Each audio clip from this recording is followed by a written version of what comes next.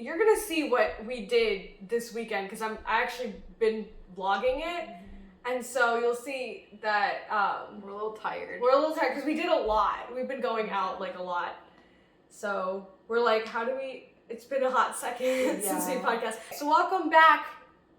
Your favorite number here. No, I think it's whatever number you want it to be. I think it's 5. I think we're at now at Mukbang 5. Anyway, welcome back. Today we have chips and dip because we've been eating a lot today. We've been eating like 4 meals. Yeah, let me talk while I make noise. I'm a professional YouTuber. So we do have a shout out. Yes. I have a friend who recently subscribed to the channel. I have no clue if he's watching this or not, but if you are, hi Mayank, thank you for subscribing, even though you totally didn't have to. I was just texting you about what I was up to with my life, and I just appreciate you subscribing. Aww. Yeah. What a nice guy. Okay, I don't know if you're watching this, but in case you are. Wait, now we have more than our only fan. We have... I don't think we don't know if he's gonna watch this or not. So maybe we still have only one Yeah, fan. maybe we... Ben, you're still a real one. Don't worry, Ben, your spot is secure. Yeah, secured the bag. Hi. Shout out to my Shout out to his family. You don't have to explain that because I don't know if other people know. Okay, if you don't know what I'm talking about, just YouTube search David Guetta ends racism. And that's it. And then watch the 30-second video. In case you guys I meant don't to know, save it for you, but then I ate like just about all of it. it's the Mexicali dip From from Aldi. Aldi. So and good. it's so good. Addicting, some might say. I kind of want to order more. Some of it. do say. I should use my DoorDash pass to get more. Yeah. Did you know? Do you want to give? If you haven't, we're not sponsored. Should I do this? That's true. DoorDash sponsor us, and we'll tell you how to get a Dash Pass for free. Yeah.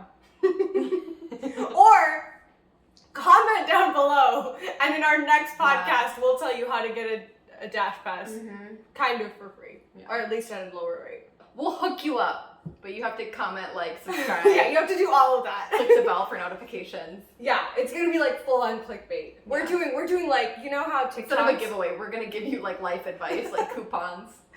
Yeah, every podcast after this. Yeah. You know how like TikToks would be like follow for part 2. You know, like they like refuse to finish it, so you have to go to their profile and find part 2. That always pisses me off. Because they're never in order. And then you never know. And sometimes they're not all uploaded, so you're just waiting. You follow them, but then you never know when it's. See, most of the time I see something that's super old, and they've already posted like 5 million things. Well, that's after the lucky them. place to be in. If you're in it when it's happening, then you don't know what the end is. Last year there was this guy who was going around his residential neighborhood and just throwing pumpkin seeds around so that by Halloween there'd be pumpkins all over his neighborhood randomly. But I found him in like August when he was planting them, or like earlier in the summer, and I never found out if there were pumpkins because it was like for part 3, and like part 3 wasn't gonna happen until Halloween, and I never found his channel again. Or his TikTok. Yeah. And so I don't know if there was ever, if you know who I'm talking about, he was viral. Did he ever actually produce a pumpkin? We need to know. I These are the don't know. questions. I was really following his story, but yeah, he should have waited to put them out until Halloween. Right. So it's like this. You know how there's like this TikTok or this video has been like in progress for 11 months. Right. You know Instead of doing it concurrently, because then I'm just like, where are the pumpkins? Yeah, I would also say that he could break it up into parts if he wanted more views, but have all the parts ready. That's what I mean. So that like... I like post them like 3 days in a row leading yeah, up to and Halloween. so like if you do that, then people like start thinking, oh, this person's reliable, and then they keep coming back. Right. Like that's what I do with my writing, is I reliably post, so like people know like, oh, this person last updated like 2 weeks ago. I can trust them to reliably update, so they'll actually come back. And he might have been updating every week, but like, I just wanted to find out if there would be pumpkins. I don't know. Like, I was only in it to see if it worked. Yeah, you find the wildest things on... I thought it was kind of cool, and I almost want to like go around my like city neighborhood and just throw not pumpkins, but like maybe like wildflowers or something. Just have like wildflowers growing in the middle of the street somewhere. Like, I think that'd be cool. I might still do that. You find the weirdest... I found this guy who and they like bought an abandoned school, and that's his house now. That's cool. Yeah, I mean... It's also kind of scary. Yeah, well, like, so the hallways are, like, kind of intact, so the hallways look weird, but the rooms themselves, like, the classrooms... So does he have, like, 50 bedrooms? Like, yeah, like, or, like, where? Not, like, I don't know. Like, an actual place that anybody cares about in the world, or is it, like, bumblefuck nowhere? I don't know where it is. but he like they've been renovating slowly. Yeah. So like they renovated like the bathrooms, and then they have like really like nice bedrooms and stuff. So they've been renovating. It's just kind of like It'd be a cool hotel idea. Yeah, I don't really know if I'd want, because the thing is the hallways are pretty like intact. So like if you when you first walk in, you see the hallways of the school and it looks like the inside of a school, so it's not appealing at all. Weird. You have to actually go into like the rooms to see. I have seen converted school buses as like van life. Yeah, but I it's a saw school some on bus. TikTok. Those are really cool. I like those. Okay, Wow, let's we've talk. not talked about anything we were Yeah, gonna we talk about. need to talk about our headline topic, because then people are gonna get mad that we didn't do that, or Yeah. maybe they won't because no one watches it. But anyway, Jeff Wittek is in the thumbnail and title, so we should cover what happened with him. So last podcast, we basically followed the entire David Dobrik, Jeff Wittek fiasco. So if you aren't somehow aware of that, which I doubt you wouldn't be, but if you aren't aware of that, watch that podcast and you'll basically be caught up to date with what's been going on. But there's updates on something that I only briefly mentioned in the last podcast, which is Jeff Wittek's had this eye injury. And so Emily knows more about this. So Emily, please explain. The story's so exhausting. I feel like I need I need a deep breath. It's so exhausting to talk about. So in the last pod, we talked about how there was speculation that Jeff Wittek was like partially blind or had some eye injury. We knew he had an eye injury. That wasn't speculation, but it was speculation how he received the eye injury. And a lot of like people on subreddits and blogs and whatnot were talking about how it was an accident that stemmed from a David Dobrik vlog that never came out. And the backstory was that the vlog squad flew to Utah to film a video, and then when they came back from Utah, the video never got uploaded, and all of a sudden Jeff had this like life-changing injury that he wasn't talking about. Well, Jeff saved the story for his own channel, and this past week or so has been publishing in series, like a documentary style YouTube video series, 3 parts I think, but only parts 1 and 2 have come out, about the story of how he got his injury. And the story as he tells it is that during the summer like of COVID, like I'll say like 2020, the summer, the vlog squad members decided to learn how to skydive. And so they went to this like skydiving farm camp place, like, because in order to get your skydiving license, you have to do 25 dives with an instructor, and then you do them by yourself. And that was supposed to be a different vlog. So they went and did that. And the way he talks about it is like, it was so scary for him to skydive that many times that he wasn't fearful for his life anymore. Like he was like living off adrenaline and like becoming an adrenaline junkie, because you get so much adrenaline from skydiving every day, like multiple times a day, and like they were doing like stunts. Like I guess the vlogs turned into like a more stunt content. And one of the things that David didn't learn how to skydive because he was too scared, because David never actually does the stunts himself, which is a critique that I have for another day. But anyways, right, it's sus. After they're done skydiving and everything, Jeff says that David tells them, there's this guy on YouTube named Devin Supertramp. We can link him below. He's really cool. He does like these kind of like stunt, like action-oriented YouTube videos. He's gone viral several times. I'm sure one of us is like, we've all come across one of his videos at some point on the trending page. And he was a really big deal like years ago too. Like he's been on YouTube for a long time. And one of the stunts that he does is he put like an excavator, one of those big claw machines, in water, and you hang a chain from it, and you can like swing around on the chain, or like you can put like a surfboard or a paddleboard, and you can like surf around and like in a circle using the claw as like your device. Instead of like being pulled by a boat, you can be pulled by this excavator in like a circle. It's just like a stunt, like cool. You can do like a slow-mo kind of thing. Anyways, David Dobrik like came onto this and wanted to do it himself, and so they flew to Utah, David included, got an excavator and found this really pretty lake that was only a foot deep, drove the excavator into the foot deep lake, because I don't think you can take an excavator any deeper than that. And they started off like doing what Devin Supertramp had done, which was like a surfboard or like one of those little paddle boards, and they would like hold on to the string or and they would go around in circles. And David was driving the excavator, like using the little whatever those are, the little device to move the claw. Well, and everything was going fine, but David was goofing around. And I guess eventually, after they got some footage, they decided to just swing off the chain that they had from the excavator. So no paddleboard, just holding onto the chain, like monkey rope. Like, what's it called in gym class? Like when you climb the rope? Yeah, a climbing rope? Kind of like that. Like they were just holding onto the rope and like getting swung around in a circle from the excavator that David was driving.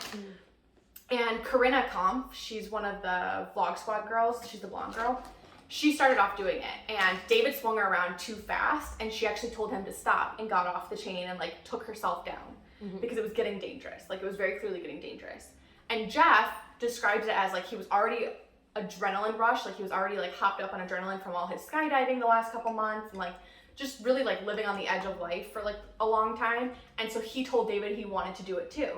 And so he gets up on this chain, and it's just him, and he's holding onto a chain, and David starts going really fast with the excavator in a circle, like too fast, where like gravity was, or centrifugal force, or whatever force, you can correct me, you're sciencey, that force was pushing Jeff out to the side. So instead of swinging around at like a normal angle, Jeff was flying out to the side like a swing. And it was getting dangerous. And I guess David didn't notice how dangerous it was getting, or didn't care, or was not, whatever. We won't even speculate.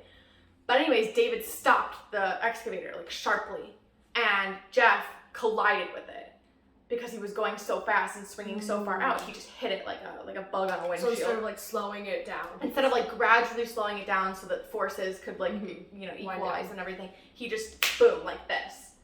And so as you can imagine, Jeff like hit it head first.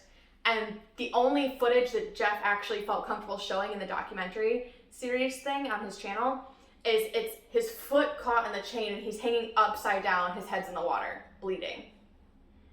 And everybody races into the water to go check on him and see if he's okay. This is only a foot deep water too. Only foot like, deep. This is like, he could have like so he probably got hit his head twice. down. Yeah. Right. Oh my God. And so obviously he goes to the hospital, he has multiple surgeries. And that's where the footage ends, because we're waiting for part 3 to come out. And so I don't know if he's partially blind, fully blind in one eye. I know that the only like serious injuries that he sustained were to his eye. I think the rest of his body, like one eye or both? Just the one, right? I think it's just the one. He wears one eye patch, I think. Okay. So I have a question. Yeah. In this docuseries, the part 2s that come out, is it like, does it seem like, based on your prediction on the 3rd, basically, is what I'm asking, is he blaming David? Like, no? So no, he said at the beginning, like, he's not suing David, there's no, like, hard feelings kind of thing, but that it was, like, David's fault, and he kind of, like, the way that he tells, like, narrates the story is that it was just, like, an adrenaline rushed thing, and that he's always lived recklessly. Like, he actually, the first video of the documentary series starts in his hometown in, I think New Jersey or New York, and he talks about how he used to be a drug dealer, and like he's always lived life on the edge, and that's like the story, the vantage point that he tells the story, and that it was the skydiving, like so it was just like pushing to the next thing and the next thing and the next thing, and then all of a sudden it like blew up in his face because he got hurt. Okay, so he doesn't blame David at all. No, he claims that he was like already going down that path in life, and then he met David, and David thought he was an interesting kind of person because he lived on the edge like that, and that it was good content. So he kind of portrays it as like he would have done this anyways. Then David just happening like it just. But David just gave him like a means of doing what he was already gonna do. Okay, interesting. And like making interesting money that he's it. not blaming David at all, or like. No, I mean I think the blame's definitely there. Like he wouldn't have gotten injured if not for David's actions. But he's not like. I mean, obviously not. But he's not suing or like. Yeah, he's not even like mad. But it's not even clear if David's paying his medical bills. Like it's not. He should be. I think that's maybe addressed in the 3rd video that hasn't come out yet, or maybe it won't be addressed at all. I'm really curious to see. But if he says like no hard feelings towards David, it doesn't seem like he is. I don't think he's holding David accountable. Is what is coming across. Yeah. Interesting. I mean, I get that it like was an accident. Like obviously David did not want to hurt him. Yeah. And like I guess he's your buddy, so you want to forgive him. I don't know. It's just it's a very weird loyalty thing. He also talks about how when he was caught drug dealing, he was supposed to be put away for like a majority of his life, but he got off because an attorney found that the police had used a search warrant improperly. So he got off on a technicality, and that's how he didn't end up going to jail for the rest of his life. And so he like kind of got like a second chance at life. So he was like gonna go crazy with it. Like, where I was going with it is he talks about how the reason he got pinned on the drug charges is he refused to snitch on like the other dealers and the people he was working for and stuff like that. So like he kind of builds up this narrative that like A, he lives life on the edge and like is an adrenaline junkie, and B, that he's really loyal to the people that he hangs around with, even if they do him dirty or like get him in trouble, and so like I think he's portraying the thing that like he's not going to turn David in. Right. He doesn't want any bad blood. Interesting. But it's like if somebody permanently blinded me, I'd sue them. Like I'd want everything paid for, and I mean they're all rich, but like you know what I mean? Like I would do something more. I would at least be pissed, you know? Yeah. But he just seems like, oh yeah, I had it coming, like this happened, it was really scary, I survived. I mean, that's, I guess, a good perspective to have, especially if you have a permanent injury like that. Like, it's better than the opposite way. It can, like, pull you into this, like, super depressive, angry, like, it can pull you down, like, a darker path. Yeah. So I guess it's better for him to be like this than go down the darker path. So I'm not, like, saying he should be, like, angry and mad, because I think that's, like, a bad road to go down. But also, like, wow, what a year for David Dobrik. Like, yeah, I what know. A fool. What a clown. It's so interesting that all that, like... all this stuff has been, like... Can we just permanently cancel David Dobrik? Like, I mean, I don't like cancel culture, but, like, he's done so many bad things this year. I think that the eye accident is just so, like, bad timing. How can you live with yourself? Like, they're all friends. I mean, they all are, like, coworkers to some extent because they all vlog together and make money off each other and everything. But if I permanently maimed your eyeball, I could never live with myself.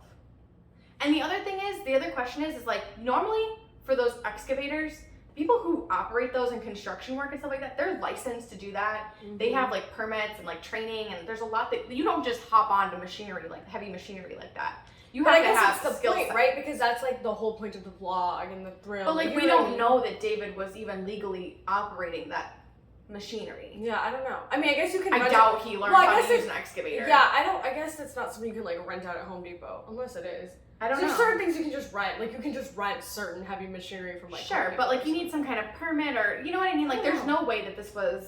Yeah, I don't know. Kosher. I don't know if it was. But, yeah, that is very interesting. I mean, it's an interesting story because I think it just shows a lot about, like, people's characters and stuff. I mean, I'm sure David feels bad. I'm sure David's, like, helping. But I think it also shows the security in the vlog squad. Like, they're very, like... ride or die for each other. We don't care who gets essayed. We don't care who gets like permanently injured. We're gonna like band together. It's vlog squad above everyone else. Like it's culty. Well, I don't know. Because Jeff Wittek has painted this picture that he's super level. I don't know if other people are. Like, I wonder if it'd been the other way around. Like, Jeff Wittek was the one controlling it and David was the one that got hurt. Like, yeah. How would David have been? But that's my criticism. You know what I mean? David's never the one that gets injured. Like, people have gotten injured before. Like, they call this one guy Jonah. His name is really Nick something. I can't remember, but they call him Jonah because he used to look like Jonah Hill. And he got injured in a stunt incident where they were like riding motorcycles or dirt bikes or something across a pool, and he hit his head on the side of the pool. And so like people have gotten injured in these vlogs before. They're not safe. Like he doesn't have a safety team. He doesn't like go through the necessary precautions that people like even in Jackass where they like goof around and do whatever. They have a safety team. Like they have paramedics. They have all these things. David doesn't do that, or at least it doesn't seem like. I don't think he does that. There's no like reason for me to believe that he does that. And so he just kind of creates this environment that's super dangerous, which is one thing, but David never puts himself in their shoes. He never does the stunts himself. He's always the man behind the curtain. He's always the man behind the camera. David just orchestrates these big stunts, these big things, and he's never injured by it. He never faces any repercussions. He's never the one doing it himself. Like when Jason kissed the guy who said that it was not consensual, I can't remember his name, and it was a whole scandal. Like, David's never the one to do that. David's never the one to get in costume and kiss somebody or do... He's always the man behind the camera. And David's always just David. Everyone else assumes characters, gets told what to do. Like, there's this orchestrated, like, the theatrical kind of performance for the vlog. David's always just the dude laughing behind the camera. So he's never, like, affected, you know? But he's the one who solely profits off of all these injuries and all this bad. Interesting. Yeah. I think it's an interesting viewpoint. I think maybe some people, if you're watching this, might disagree because, like, it's his channel, he gets to run it the way he wants to, and, like, you might even think that, like, if you're doing stunts, it comes with the territory. Like, injuries come with the territory of stunts, and you can't just say never do stunts because you know what I mean? Like, there's risk and reward. You know what I mean? Like, stunt drivers know that they could get injured. But there's a way to do it, though. Right. And I'm just saying, like, some people might disagree. And it's a very interesting perspective. I think there's some people who would, I think, take Jeff Wittek's side and say, like, ride or die, like, you know, like it is what it is, like that's just like living life, like, you know, stunts just that comes with the territory, just deal with it. You know what I mean? Like I feel like there are people who might go with that. But I feel like in order to get to have these issues that David has, you have to surround yourself with yes people. Like toxic yes people. Like if I were to turn to you and be like, I'm gonna rent this excavator and we're gonna swing around on a string, and then like you would clearly tell me like that seems like not a good idea. Like why would we do that? But you see how like that is that's not... like critical thinking. Yes, I understand, but like that's just also like you're right. Like it does take a certain personality type to like agree with that. But I think if you're watching this and you are that personality type, you would not, you know what I mean? But I think that's why David never thinks he's done anything wrong, because he's surrounded by people that are just yes people. Like nobody's there to tell him like, hey, maybe like even just a shred of doubt. Like no, there's never anybody. It doesn't somebody there that says to David like, hey, do you really think that's a good idea? Like, do you think you should be doing that? Because he's just surrounded by people that are so adrenaline junkied, like so like money looking for, like they want money and adrenaline. I think his like idea that who knows if it'll come to fruition, but something we covered in the last podcast that he addresses in his like video where he finally like addresses all the concerns that have been happening and apologizes. He mentions like he wants to have like an HR team, and I feel like you need an outside perspective. Like you need accountability from someone that's not just your group, because if your group, if there's like reoccurring problems of like injuries or this or that, then you need an outside perspective, because I understand that when you're in a bubble, it's difficult to see out of it. Like I get that. And so, but you also need to be aware of the fact that, hey, I might be in a bubble and maybe I need to see outside of that, so I should get an outside. I really hope that whenever he comes back, that he actually has followed through and does have like an HR team or some outside thing, like some regulation or like morals or like some I would like an outside regulatory team. You know, okay, he needs like the sober sister. You know what I mean? Like you know how we all have that one friend who's gonna be the sober one, or like the mom friend. Like he needs a mom friend or the sober. Like he needs one of those people who can like look at a situation objectively and be like, all right, listen, like this is kind of stupid. Like let's just maybe do it. Or if it's gonna be stupid, let's do it make safely. it safe. Yeah, exactly. Yeah. Yeah, and that I think he just needs like an extra like whether that be, I don't know what that would fall under. Maybe it's manager, maybe it's director. I don't know like what the title would be, but he needs a mom friend. Yeah, that's what he needs. Like a paid position, full-time person. Yeah, that's just off to the side, being like green light, red light. Yeah. You could even have a member of the Vlog Squad, but they just need to be like the personality of a mom friend. Because everybody's just like a yes person all the time, which is great, because I think that's what creates the culture of the vlogs, where it's like, yes, I'll do that, yes, I'll do that, which can be fun, you know, because then they do these like outlandish things that other people wouldn't do, but it's also like then they do things that other people wouldn't do and people get hurt and it's not safe and it's like controversial and it's hurting people's like emotional health, like, you know. I'm interested to see what happens when David gets back. I don't know. I don't think he's like wants to be a bad person. Like I feel like he genuinely doesn't want to be a bad person. So I really hope he comes back and like has some sort of change. I don't want him to do the thing that people do where they just wait for something to blow over and then they come back after it's been blown over, or like something else is the big problem now, and do like ultimately change nothing. I really hope that there is some change. Thank you for sharing about this Jeff Wittek eye injury, because in the last podcast I mentioned briefly that when H3, like the Fridays podcast, like when they interviewed Jeff, Trisha indicated that like what happened with your eye, is it David? Like we don't know. And apparently, to follow up on that, Jeff had called Trisha after that and said like, hey, can you not talk about my eye injury anymore? David has granted me all the footage, like I'm gonna put something out myself and I'd rather the story be told from my perspective. Like can you respect and not talk about it? And she didn't. She didn't respect it? No, she didn't talk about it. Oh, okay. So, like, she's respected Jeff's wishes, and, like, they're only talking about it now because Jeff has put out these documentaries, and, like, that's what they're discussing.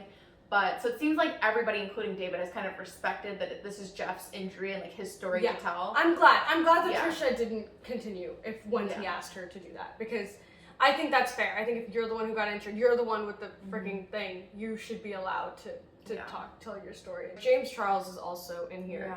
In the thumbnail, in the title, everything, and it's like, so the James Charles story is that Morphe has dropped him, kind of.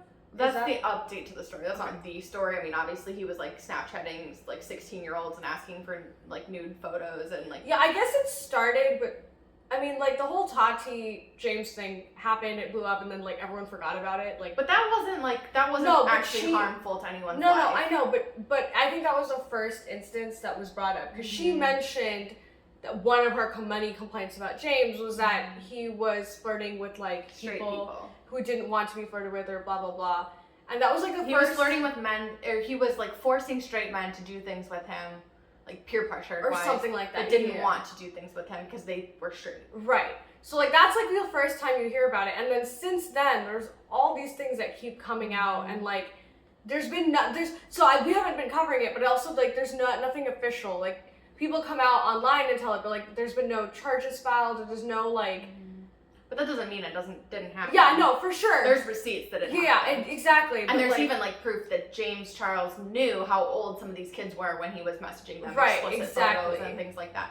So like it's been like but this has kind of been happening, and but that's what I mean. Like it's just been happening. Like it's like it happened, and like and there's like seemingly no repercussions. Like yeah, that's what I mean. When I say been happening, isn't it happened? Like we learned about this ages ago. I'm sure you guys heard it too. We heard about this ages ago, and then nothing came of it. And then we heard it again, like a few months later, and then nothing came of it. And then a few months later, it happened again, and nothing came of it.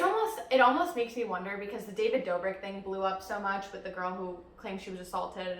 And it almost makes me wonder if because this is men. Or I should say boys, it's boys, that society's not as outraged. Like when a girl gets taken advantage of or preyed upon or groomed, maybe we put more like weight. We get more outraged about it. Yeah. Because the James Charles flax or like consequences from his actions are very slow. Like it's a very slow progression. He's just now facing repercussions. And even so, they're not abrupt. Like Morphe only said to him, we're gonna wind down we collaboratively agreed to wind down our business deal together. Which to me says like Morphe must have like an abundance of his palettes and they want to sell them out and just not reorder. But like for somebody who literally groomed children and has like child porn on his phone and like, you know, was messaging children for explicit photos and sending them dick pics and whatnot, wouldn't that be an abrupt, like we're cutting ties, charges should be filed, like this person's a predator? I think it's because as many, like, the people, the boys or whoever have come out with stuff, James also has released, like, his receipts. But he's admitted that he did it. Oh, he has? Yeah, he's like, I did it, but I'm gonna get better. Oh, I didn't know that. Excuse me? Oh, you committed a crime, but like, it's fine? The first time I heard about it, it seemed like James' receipts contradicted the other receipts. Like these receipts were like, but there's so many now, and there are some where he's like, yeah, I talked to that person, yeah, I sent them like this, but I just like I tend to go for people who look younger. Like he said, and like, you know, he just claims it was like ignorance, but he admits to doing it. Yeah, I don't know. I think it's because I thought it was because it was contradictory information that like that's why people weren't. Also, I will say, I also think that this latest round, if you will, dropped around the same time as the David Dobrik thing, and that was like a much bigger deal because it was actual, like, you know, and so I think that like blew up huge because there was like, you know, it was like. But I just think it's outrageous just because it's. Yeah, but I think the timing was like really unfortunate. But I also think because it's boys. I genuinely think that society is less concerned with boys being taken advantage of than girls. Mm-hmm. Which is maybe well-founded because sexual assaults and things happen to girls more often than guys statistically. But that doesn't mean that it's not awful and that he's not a criminal and that he doesn't deserve consequences immediately. You know, like Morphe continuing to promote his palette and sell his palette on their website for a lot of money and to benefit off of a criminal. Like, what are you doing? Yeah. How is that a good look for any company? No, I agree. I wonder. And why are people not outraged? He's very clearly done serious wrongs. Yeah. Like he needs like rehabilitation. Like he needs help if he's like interested in children or like you know like he needs help. It's a problem. Yeah. And it's detrimental to people's emotional like health and you know. Yeah, he just. And who knows what we don't know? If that's what we do know, like what the hell else has been happening? Like it needs to be investigated. It needs to be looked into. Like Okay, we should talk about something happy. Bring it. We should talk about all these. Happy? Oh yeah, we do have something happy. Yeah, we have. So let's talk about something happy because it is very. There's not much to say about it, but yeah, but there is. I think it's also like. I mean, there's so much like horrible things that constantly happen. Yeah. It's good to not ignore them, but to kind of balance it by also covering happy things. I feel yeah, because I think it's important that we talk about like these shitty people on YouTube because I don't think people are, and that's the problem. Like if our title can make somebody click on our video and then realize all these bad things, you know, like more power to you. Like that's what we need. We need awareness. But our happy news, is that Jenna Marbles and Julian Solomita are engaged. I didn't even know this. How do you? Yeah. So Jenna's not posting. So did Julian say something? Yeah, Julian uploaded like a 5-minute long video talking. I think he said it on Twitch and then he uploaded it to YouTube. That he proposed to her like last week. That's so sweet. They're engaged to be married. That's sweet. They've been together forever. Yeah. Like they like power couple. Good for them. So happy for them. Yeah. A little sad that she's not on YouTube. Still, you know. Yeah. But I understand. But I don't know. It's gonna be sad because a lot of YouTubers film their wedding, and I look forward to that. I don't know why, but I always do. That's what I was upset with Marcia, because she was about to get married, and she was like covering how she finds her dress, and I was like, ooh, this is so exciting. Yeah, I like the wedding content, and because I like Jenna Marbles so much, I would have loved to seen like wedding content. Not that she would have done that, because her videos were never about like things going on in their life, but maybe they would have been. I don't know. Like a little. Or maybe she'll come back for it, but I don't know if she'll ever come back. Yeah. Zoella, and Alfie Davis are having a baby. That's old news. Yeah, that's super old news, and it's great. I'm glad that like they're really happy. They're a cute couple. They've been together for a long time too. They have. I don't watch them religiously. I like binge. I'll binge watch and then I'll go away. Last time I binge watched was like a year and a half ago, but they've. So when I was late to finding out that they were having a kid.